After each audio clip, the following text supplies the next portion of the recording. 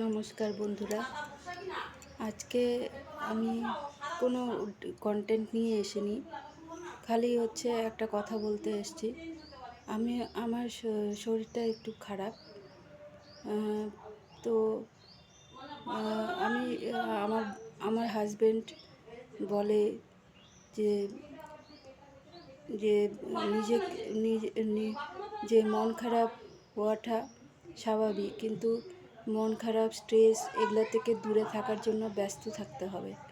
সবসময় কিছু না কিছু করতে হবে, তাহলে এই মন খারাপটা চলে যাবে। তো তো আমি চেষ্টা করছি কিছু না কিছু কাজে ব্যস্ত রাখার জন্য। তো আমি পড়াশোনা করি, তারপরে একটু একটু রান্না বান্না করার চেষ্টা করি, তারপরে ছেলেকে পড়ানোর চেষ্টা করি। এইসব কাজে ব্যস্ত রাখি। আরও অন্যান্য ঘরের কাজগুলোতে একটু